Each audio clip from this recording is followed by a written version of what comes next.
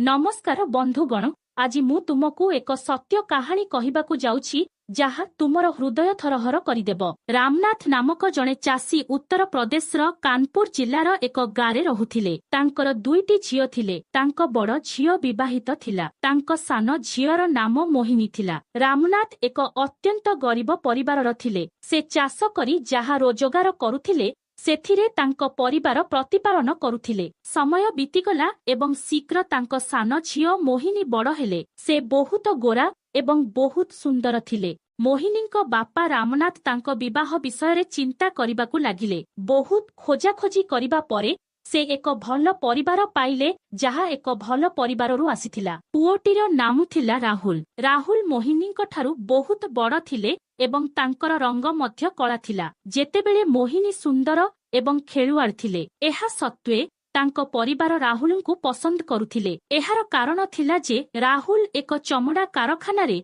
काम करुथिले एवं भल टंका रोजगार करुथिले। राहुल मोहिनींकु पाई खुशी थिले, किंतु मोहिनी जणे वृद्ध एवं कला रंगर स्वामी पाई आदौ खुशी नथिले। विवाह पूर्वरु तांको स्वामींकु नेई तांकर समस्त स्वप्न भांगीगला। सेगुड़िक भांगीगला। विवाहर गोटिए वर्ष परे मोहिनी एक पुत्र संतानकु जन्म देले, जाହାର नाम से मोहन रखिले एवं तापरे गोटिए कन्या संतान जन्म हेला। मोहिनीर घर दुई पिलांक हसरे प्रतिध्वनित हेउथिला। मोहिनीर तांक दियर मुन्नु सहित एक उत्तम संपर्क थिला। एहार कारण थिला जे प्रथमतः से तांक बयसर थिले एवं द्वितीयतः मोहिनी मुन्नुंक व्यवहार रे बहुत प्रभावित होइथिले। से तांक दियरंक प्रत्येक प्रकारर जत्न नेउथिले। एही कारणरू मुन्नु मोहिनी प्रति आकर्षित हेबा आरंभ कले एवं तांक पाखकू आसिबाकू चेष्टा कले। केवल एतिकी नुहे, से तांकर बहुत प्रशंसा मध्य करुथिले एवं तांकू प्रभावित करिबा पई केतेबेले तांक पई उपहार मध्य आनी देउथिले।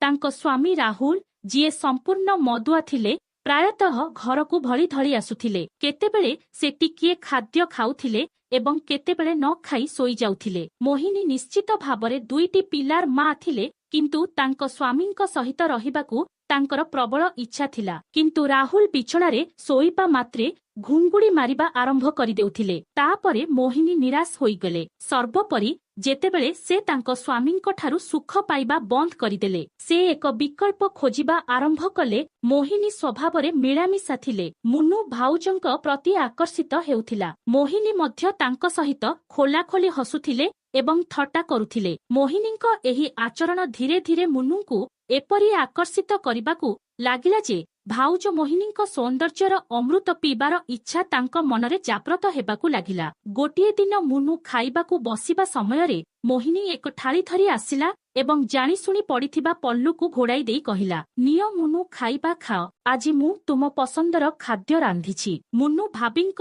एही हाव भावकू बहुत पसंद करिथिला। से मोहिनीर हाथ धरी कहिला, भाउज तुमे मध्य तुमर थाली रे खाइबा रेडी कर, एकाठी खाइबा मजादार हेबो। मोहिनी निज पई मध्य खाद्य आनिला। खाइबा समयरे उभयंक मध्यरे कथाबार्ता आरंभ होइगला। मुन्नु कहिला, भाउज तुमे स्वभावरे सुंदर एवं सरल, किंतु भाई तुमको प्रशंसा करि नथिला। मु जाने जे से तुम उपरे तांकर राग बाहर करिदिए, किंतु मु तुमको प्रकृतरे भल पाई। एहा कही मुन्नु मोहिनीर क्षत स्थानकू स्पर्श करिथिला। प्रकृतरे मोहिनी तांको स्वामींक उपरे संतुष्ट नथिले। से तांको स्वामींक ठारू प्रकृत प्रेम पाउ नथिले किंबा शारीरिक सुख पाउ नथिले, जाहा जोगु तांको मनकू अशांति करिथिला। शेषरे से निष्पत्ति नेला जे से एबे असंतुष्ट रहिबे नाही। जदियो एथिपाई तांकू संपर्क छिंदिबाकू पड़ुना काहिकी। जेतेबेले जणे महिला जानिशुणी विनाशर रास्तारे पाद दियंती, तांकू अटकाइबा कष्टकर। मोहिनी सहित एहा घटिथिला। मोहिनी युवक थिले एवं तांको स्वामींक उपरे मध्य असंतुष्ट थिले। तेणु से तांको दियरंक सहित अवैध संपर्क रखिबाकू निष्पत्ति नेइथिले। मुन्नु मोहिनी पई पागल थिला। मुन्नु युवक हेबा सहित जवान मध्य थिला। मोहिनी तांको प्रेमरे पड़िबा मात्रे से तांकू तांको प्रेम जालरे फसाइबाकू चेष्टा कला। भाउज एवं दियरंक संपर्क विषयरे मोहिनी मुन्नु सहित एपरि मजा करिबा आरंभ कला जे मुन्नुंक शरीर झिमझिम हेबा आरंभ कला। खूब शीघ्र से स्त्री सुख पई अस्थिर अनुभव करिबाकू लागिले। गोटिए संध्यारे ମୋହିନୀ ସମ୍ପୂର୍ଣ୍ଣ ସଜେଇ ହୋଇ ବିଛଣାରେ ଶୋଇଥିଲେ। ଯେତେବେଳେ ମୁନୁ ଆସିଲା, ସେ ତାଙ୍କ ସୌନ୍ଦର୍ଯ୍ୟକୁ ପ୍ରଶଂସା କରିବାକୁ ଲାଗିଲେ। ରାଘବର ଆଖିର ଭାଷା ପଢ଼ିବାକୁ ମୋହିନୀଙ୍କୁ ବହୁତ ସମୟ ଲାଗିଲା ନାହିଁ। ମୋହିନୀ ତାଙ୍କୁ ନିଜ ପାଖରେ ବସାଇ ତାଙ୍କ ହାତକୁ ଆଦର କରିବାକୁ ଲାଗିଲେ। ରାଘବର ଶରୀର ହଲିବାକୁ ଲାଗିଲା। କିଛି ସମୟ ନୀରବତା ପରେ ଯେତେବେଳେ ସେ ଚେତା ଫେରିଲା, ମୋହିନୀ ରାଘବକୁ ଚାହିଁ କହିଲା, ଭାଉଜ, ମୁଁ ଆପଣଙ୍କୁ ବହୁତ ପସନ୍ଦ କରେ, କିନ୍ତୁ ଆମ ମଧ୍ୟରେ ସମ୍ପର୍କର ଏକ କାନ୍ଥ ଅଛି। ଏବେ ମୁଁ ଏହି କାନ୍ଥ ଭାଙ୍ଗିବାକୁ ଚାହୁଁଛି। ଆମ ଏହି ସମ୍ପର୍କର ପରିଣାମ କ'ଣ ହେବ ତାହା ତୁମେ ମୋତେ କୁହ। ଭାଉଜ, ମୁଁ କେବେ ତୁମକୁ ଠକିବି ନାହିଁ। ଯଦି ତୁମେ ମୋତେ ନିଜର କରିଦିଅ, ତେବେ ମୁଁ ସବୁବେଳେ ତୁମର ହୋଇ ରହିବି। ମୁଁ ପ୍ରତିଶ୍ରୁତି ଦେଉଛି ଯେ ଆଜିଠାରୁ ଆମେ ଏକାଠି ରହିବା ଏବଂ ଏକାଠି ମରିବା। ଏହା କହି ରାଘବ ମୋହିନୀକୁ ନିଜ କୋଳକୁ ନେଲା। ଏହିପରି ଭାବରେ ପ୍ରତିଜ୍ଞା ଏବଂ ପ୍ରତିଶ୍ରୁତି ମଧ୍ୟରେ ଯେତେବେଳେ ସମସ୍ତ ସକୋଚର କାନ୍ଥ ଭାଙ୍ଗିଗଲା, ସେଦିନ ଉଭୟ ଜାଣିପାରିଲେ ନାହିଁ। ତାପରେ ମୁନୁ ଏବଂ ମୋହିନୀ ବିଛଣାରେ ସମସ୍ତ ସାମାଜିକ ସମ୍ପର୍କ ଏବଂ ମର୍ଯ୍ୟାଦା ଉଲ୍ଲଂଘନ କରିବାକୁ ଲାଗିଲେ। କାମନାର ନିଆଁ ସେମାନଙ୍କ ସମ୍ପର୍କକୁ ପୋଡ଼ି ପାଉଶ କରିଥିଲା। ମୋହିନୀଙ୍କଠାରୁ ଅମୃତ ସୁଖ ପାଇଁ ମୁନୁ ଖୁସି ହୋଇଗଲା। ମୋହିନୀ ମଧ୍ୟ ତାଙ୍କଠାରୁ ଏପରି ସୁଖ ପାଇଲା ଯାହା ସେ କେବେ ତାଙ୍କ ସ୍ୱାମୀଙ୍କଠୁ ପାଇନଥିଲେ। ମୁନୁ ତାଙ୍କ ଭାଉଜ ପ୍ରେମରେ ଏତେ ଅନ୍ଧ ହୋଇଯାଇଥିଲେ ଯେ ଦିନ କିମ୍ବା ରାତିରେ ଯେତେବେଳେ ସୁଯୋଗ ପାଇଲେ, ସେ ମୋହିନୀକୁ ଭେଟି ଦେଉଥିଲେ। ଅର୍ଥାତ ସୁଯୋଗ ପାଇଲେ ମୋହିନୀକୁ ଗୋଟେ ଗୋଟେ ଦେଉଥିଲେ। ମୋହିନୀ ମଧ୍ୟ ତାଙ୍କ ଦିଅର ପାଣି ପାଇଁ ପାଗଳ ହୋଇଯାଇଥିଲେ। ସେମାନଙ୍କ ମିଳନ ବିଷୟରେ କାହାକୁ କିଛି ଜଣାନଥିଲା। କୁହାଯାଏ ଯେ ପ୍ରେମର ଖେଳ ଯେତେ ସତର୍କତାର ସହିତ ଖେଳାଯାଉ, ଗୋଟିଏ ଦିନ ରହସ୍ୟ ଖୋଲିଯାଏ। ମୁନୁ ଏବଂ ମୋହିନୀଙ୍କ ସହିତ ମଧ୍ୟ ସେହିପରି ଘଟିଥିଲା। ଗୋଟିଏ ରାତିରେ ପଡ଼ୋଶୀରେ ରହୁଥିବା ଜଣେ ମାଉସୀ ମୁନୁ ଏବଂ ମୋହିନୀଙ୍କୁ ଏକ ଚାନ୍ଦିନୀ ରାତିରେ ଅଗଣାରେ ଉପଭୋଗ କରୁଥିବାର ଦେଖିଲେ। ଏହାପରେ ଦିଅର ଏବଂ ଭାଉଜଙ୍କ ଅବୈଧ ସମ୍ପର୍କ ସାରା ଗାଁରେ ଆଲୋଚନା ହେବା ଆରମ୍ଭ କଲା। ଯେତେବେଳେ ବଡ଼ ଭାଇ ରାହୁଲ ଦିଅର ଏବଂ ଭାଉଜଙ୍କ ଅବୈଧ ସମ୍ପର୍କ ବିଷୟରେ ଜାଣିଲେ, ସେ ଆଶ୍ଚର୍ଯ୍ୟ ହୋଇଗଲେ। ସେ ଏ ବିଷୟରେ ମୋହିନୀଙ୍କ ସହିତ କଥା ହେଲେ। ତାପରେ ସେ ଅବୈଧ ସମ୍ପର୍କର କଥାକୁ ସମ୍ପୂର୍ଣ୍ଣ ପ୍ରତ୍ୟାଖ୍ୟାନ କଲେ। ସେ କହିଲା ଯେ ମୁନୁ ଆମର ପ୍ରକୃତ ଦିଅର। ଯଦି ମୁଁ ତାଙ୍କ ସହିତ କଥା ହୁଏ, ତେବେ ପଡ଼ୋଶୀମାନେ ଏହାକୁ ଭୁଲ ଅର୍ଥରେ ନିଅନ୍ତି ଏବଂ ସେମାନେ ତୁମର କାନରେ ମିଛ କଥା କହୁଛନ୍ତି। ରାହୁଲ ସେହି ସମୟରେ ତାଙ୍କ ସ୍ତ୍ରୀଙ୍କୁ କହିଲେ।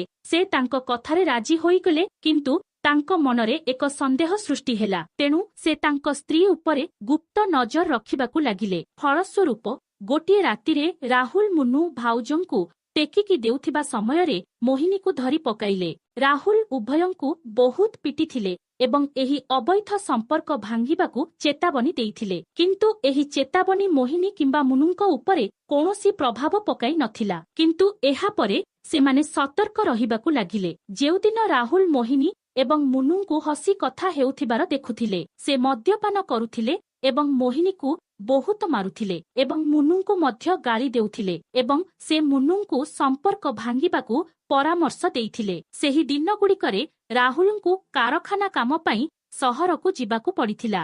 ଯିବା ପୂର୍ବରୁ ସେ ତାଙ୍କ ମା ଏବଂ ବାପାଙ୍କୁ ମୋହିନୀ ଏବଂ ମୁନୁଙ୍କ ଉପରେ ନଜର ରଖିବାକୁ ଚେତାବନୀ ଦେଇଥିଲେ। ତାଙ୍କ ଶାଶୁ ରମାବତୀ ମୋହିନୀ ଉପରେ ନଜର ରଖିଥିଲେ, କିନ୍ତୁ ତାଙ୍କ ଭାଉଜଙ୍କ ପାଇଁ ପାଗଳ ମୋହିନୀ ତାଙ୍କ ଶାଶୁଙ୍କୁ ବୋକା ବନେଇ ତାଙ୍କ ଦିଅରଙ୍କୁ ଭେଟିଥିଲେ। ରାହୁଲ ତାଙ୍କ ମାଙ୍କ ସହିତ ମୋବାଇଲରେ କଥା ହେଉଥିଲେ ଏବଂ ଘର ବିଷୟରେ ପଚାରୁଥିଲେ। ସେ ମୋହିନୀଙ୍କ ସହିତ ମଧ୍ୟ କଥା ହେଉଥିଲେ ଏବଂ ସୀମା ମଧ୍ୟରେ ରହିବାକୁ ନିର୍ଦ୍ଦେଶ ଦେଉଥିଲେ। କିନ୍ତୁ ମୋହିନୀ ତାଙ୍କ ସ୍ୱାମୀଙ୍କ କଥାରେ କୌଣସି ଧ୍ୟାନ ନ ଦେବାର ସମ୍ପୂର୍ଣ୍ଣ ପ୍ରଭାବରେ ଥିଲେ।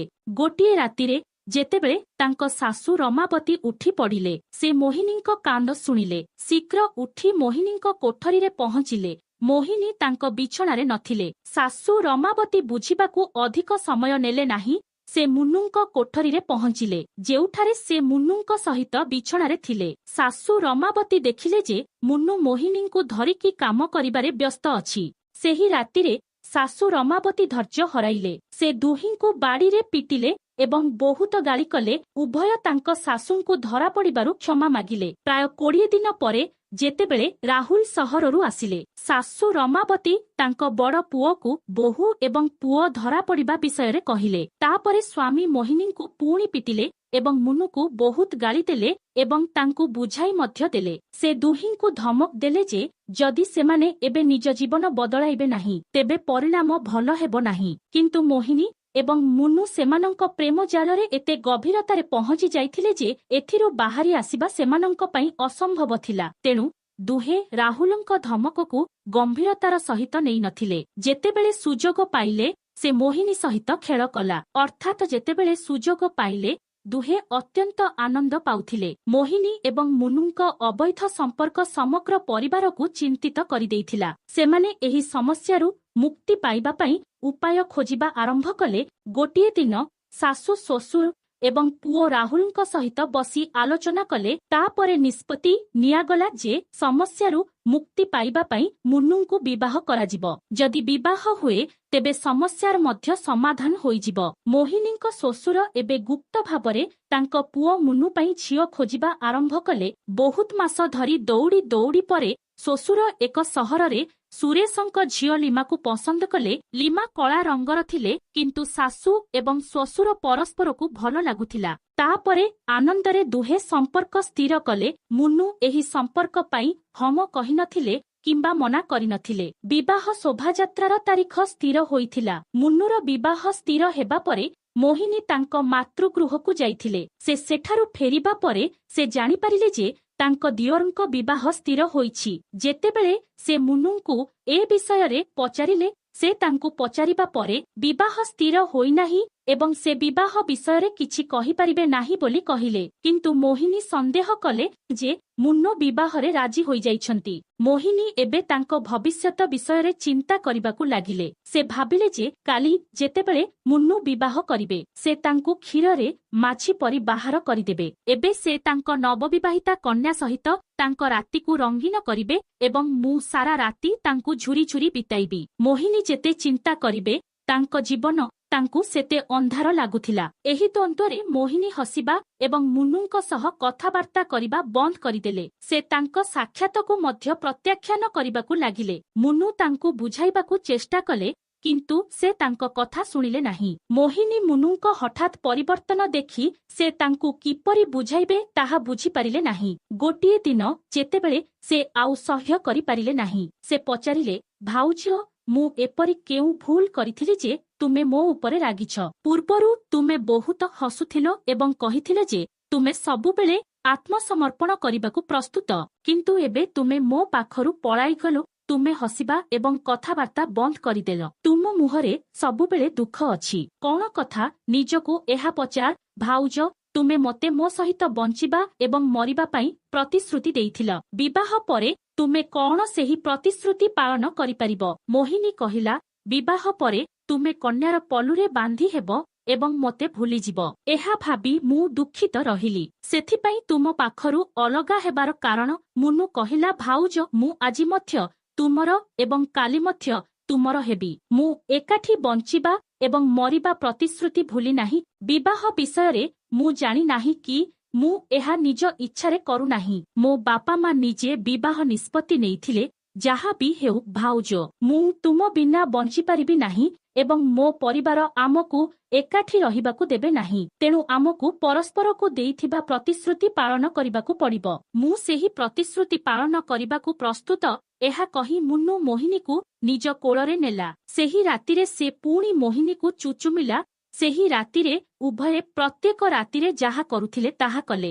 ଉଭୟେ ପରସ୍ପରକୁ ଆଲିଙ୍ଗନ କଲେ ଏବଂ ପୁନରାବୃତ୍ତି କଲେ। ପୁଣି ଖେଳ ଖେଳିଲେ। ତାପରେ ଦୁହେଁ ଏକାଠି ଆତ୍ମହତ୍ୟା କରିବାକୁ ନିଷ୍ପତ୍ତି ନେଲେ। ତାପରେ ସେ ଦିନେ ମୋହିନୀ ସମୟକୁ ଅପେକ୍ଷା କରିବାକୁ ଲାଗିଲେ।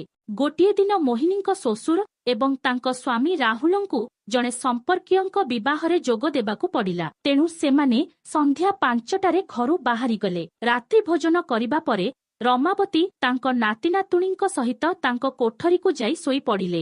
ଘରକାମ ସାରି ମୋହିନୀ ମଧ୍ୟ ତାଙ୍କ କୋଠରୀକୁ ଯାଇ ଶୋଇପଡ଼ିଲେ, କିନ୍ତୁ ସେ ଶୋଇପାରିଲେ ନାହିଁ। ରାତି ପ୍ରାୟ 1ଟା ବେଳେ ମୁନୁ ମୋହିନୀଙ୍କ କୋଠରୀକୁ ଆସିଲେ। ସେମାନଙ୍କ ମଧ୍ୟରେ କଥାବାର୍ତ୍ତା ଆରମ୍ଭ ହେଲା। କଥାବାର୍ତ୍ତା ସମୟରେ ମୋହିନୀ ମୁନୁକୁ କହିଲେ, ମୁନୁ, ଆଜି ମୋ ଜୀବନ ଶେଷ କରିବାର ସଠିକ ସମୟ। ତୁମେ ମୋତେ ସମର୍ଥନ କରିବ କି ନାହିଁ? ମୁନୁ କହିଲା ଯେ ତୁମ ବିନା ମୋର ବଞ୍ଚିବାର ଉଦ୍ଦେଶ୍ୟ କଣ? ତେଣୁ ମୁଁ ମଧ୍ୟ तुम सहित मो जीवन समाप्त करिबि। एहा परे मुनु एवं मोहिनी दुई जण जाक मरिगले। सकाळे जेतेबेले रमावती सकाळ 5 उठिले से एक निर्दोष झीवर कांडणार शब्द शुणिले। जेतेबेले से मोहिनींक कोठरी पहुंचिले रूमर द्वार भितरु बंद थिला। जेतेबेले से मोहिनींक कोठरी पहुंचिले रूमर द्वार भितरु बंद थिला। तापरे से द्वार बाडेई डाकी डाकी कहिले, बोहू द्वार खोल, झियो कांदुछि, तुमे कौन निर्लज परि शोइछ। किंतु भितरु कौनसी शब्द आसिला नाही। जेतेबेले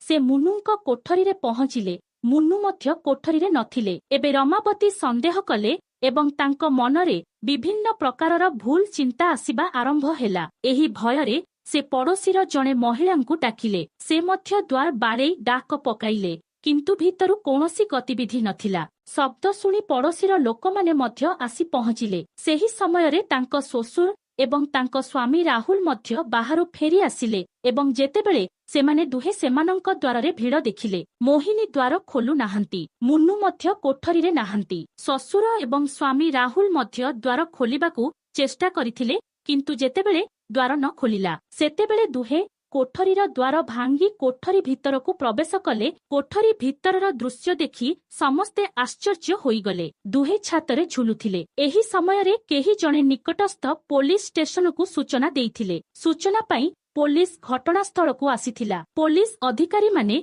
घटनास्थलकू फरेन्सिक दलकू डकाइथिले। पुलिस अधिकारी माने घटनास्थलकू भल भाबे जांच करी मृतकंक परिवार सदस्य एवं मृतकंकू पचरा उचरा करिथिले। फरेन्सिक दल मध्य तदंत करी प्रमाण संग्रह करिथिला। जांच एवं पचरा उचरा परे पुलिस उभय मृतदेहकू तळकू आनी पोस्टमार्टम पई जिल्ला हॉस्पिटल को पठाइथिला। मृतकंक बापांक अभियोग क्रमे पुलिस मोहिनी एवं मुन्नुंक विरुद्धरे धारा 309 अनुଯାୟୀ मामला रुजु करिथिला। किंतु उभयंक मृत्यु परे पुलिस एही मामलार फाइल बंद करि देइथिला। तेणु बंधुगण, मु एही कहानीरू आपणंकू 3टी प्रश्न पचारिबाकू चाहुछि। एहा काहार भूल थिला? प्रथम कथा हेउछि, मुन्नु जाहा कला ताहा कौन प्रेमर एक कार्य थिला? एवं द्वितीय प्रश्न हेउछि, कौन राहुलर दोष जे से तांकू सुख देई पारिले नाही, जाहा जोगु मोहिनींकू मुन्नु सहित संपर्क रखिबाकू पड़िला। तृतीय नंबर, कौन एहा परिवार सदस्यंक दोष? जदि आपणंकू भिडियोटी पसंद आसिछि तेबे लाइक करंतु, सब्सक्राइब करंतु, शेयर करंतु एवं कहानी विषय रे आपणंकर मतामत कमेंट करी आमकू जणांतु।